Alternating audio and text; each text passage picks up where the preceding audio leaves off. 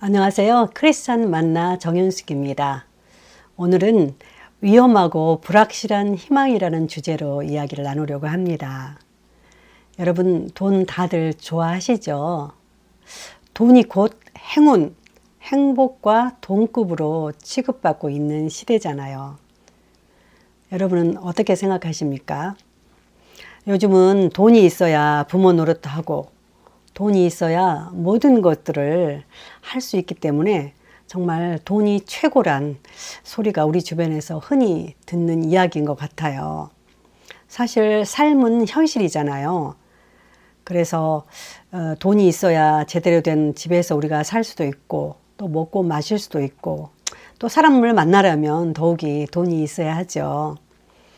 그래서 많은 이들이 불의한 일로 돈을 가졌다 해도 내 생존에 확실함을 주기 위해서 한 것뿐이라고 자신 있게 말들 합니다.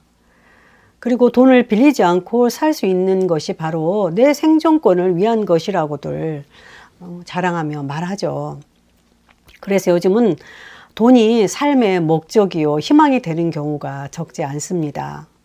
어떻게 하든 돈을 많이 벌면 된다는 식의 사고가 아주 팽배하고요.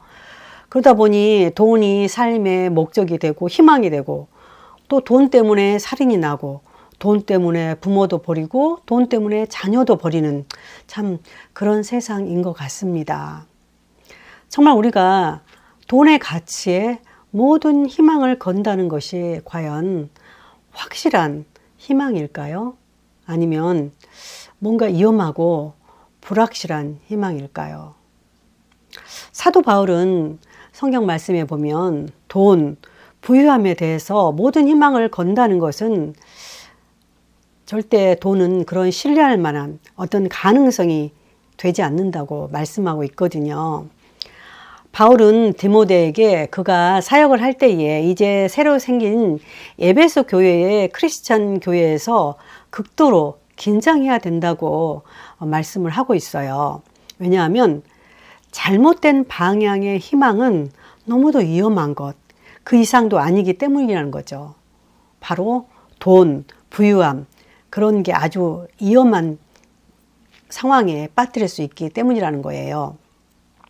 돈은 사람들에게 사실 삶의 확실함과 독립감, 또 자존심의 감정을 갖게 하는 아주 탁월한 수단이에요. 그래서 하나님과 만몬이 어떻게 보면 같은 동급으로 자리를 잡기도 하잖아요. 왜냐하면 돈이 곧 권력이고 돈이 곧 힘이고 사실 그렇잖아요. 사람 자체가 아니라 요즘은 돈 자체가 권력과 힘이 돼서 사람도 당신이 돈을 얼마나 가지고 있느냐, 어떤 집에서 사느냐, 어떤 차를 갖고 있느냐, 그 소유함에 그 사람을 평가하게 하고 또한 돈 자체가 거만하고 오만하게 사람을 만들고 있잖아요. 그래서 바울은 디모데에게 이렇게 권면을 합니다. 내가 이 세대의 17절에 보면 내가 이 세대에서 부한 자들을 명하여 마음을 높이지 말고 정함이 없는 재물에 소망을 두지 말고 오직 우리에게 모든 것을 후히 주사 누리게 하시는 하나님께 두며. 사도 바울이 디모데에게 이렇게 말한 이유는 뭘까요? 돈, 부유함에 대한 갈망은 당신을 잘못된 탐욕으로 유혹하게 되고 그 탐욕은 많은 이들 결국 멸망, 몰락의 길로 내려앉게 만들 수 있다고 보았기 때문인 거예요. 돈에 대한 욕심, 돈에 너무 집착하면 그 돈 자체가 모든 악의 근원이라고 성경은 분명히 말하고 있기 때문인 거죠. 10절에 이런 말씀이 있잖아요.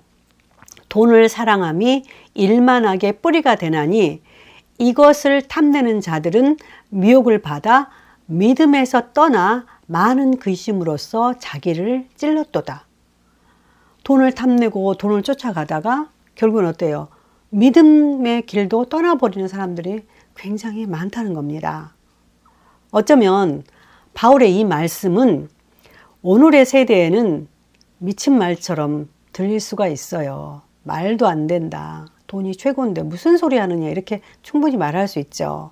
왜냐하면 뭐 돈이 있어야 살아갈 수가 있고 돈이 있어야 많은 것들을 할 수가 있기 때문에 얼마든지 그렇게 말하는 사람들이 많을 겁니다. 그렇다면 돈이 우리의 소망, 희망이 아니라면 우리의 희망, 우리의 소망은 어디에 둬야 한다는 말인가요? 바울은 디모데에게 계속해서 부유함, 돈은 불확실한 것이고 결국 신뢰할 만한 것이 못되기 때문이라고 말하면서 돈과 부유함이 미래의 당신을 보증할 수가 없고 오히려 부함이 당신을 무엇인가 잃어버리게 할 수가 있다고 강조하고 있습니다. 왜냐하면 돈이 없어지면 당신의 희망도 사라지고 또 모든 것을 사라지게 할 수도 있기 때문인 거죠. 사도 바울은 하나님은 시대를 넘어서 온전히 신뢰할 만한 분이라고 계속 강조합니다. 과거 당신의 삶 속에서 행하신 그 하나님은 당신의 미래에도 보증이 된다는 것입니다. 오늘의 삶에도 그분은 당신의 삶에 충분히 보증이 되신다고 말합니다. 바울은 우리가 세상에 아무것도 가지고 온 것이 없기 때문에 또한 아무것도 가져가지 못한다고 말합니다. 6절에 보면 이런 말씀이 있습니다. 그러나 자족하는 마음이 있으면 경건은 큰 이익이 되느니라. 우리가 먹을 것과 입을 것이 있은즉 족한 줄로 알 것이니라. 부하려 하는 자들은 시험과 올무와 여러 가지 어리석고 해로운 욕심에 떨어지나니 곧 사람으로 파멸과 멸망에 빠지게 하는 것이라. 오늘 말씀은 극도로 돈을 사랑하고 돈에 온전한 소망, 희망을 두는 것을 주의하라는 말씀이지 일상생활을 하기 위한 돈을 버는 것을 하지 말라는 그런 말씀이 아닙니다. 그래서 바울은 마지막으로 17절 끝에 이렇게 말합니다. 오직 우리에게 모든 것을 후히 주사 누리게 하시는 하나님께 두며 이렇게 권면합니다. 사실 돈은 눈에 보입니다. 그리고 바로 우리가 누릴 수 있는 효과가 나타나잖아요. 돈만 있으면 멋진 집도 살 수 있고 돈만 있으면 많은 것들을 사서 우리 눈에 자족할 수 있는 게 넘쳐나는 세상이니까요.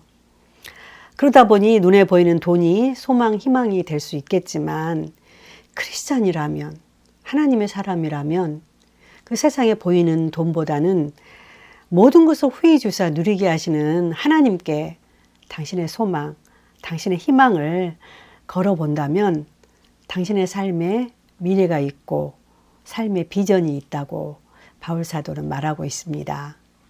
우리가 비록 가진 돈은 많지 않지만 누울 초소가 있고 먹을 것이 있다면 우리가 자족하는 마음으로 살아갈 수만 있다면 하나님은 우리에게 더 많은 것들을 누리게 하시는 은혜도 넘치게 부어주실 것입니다.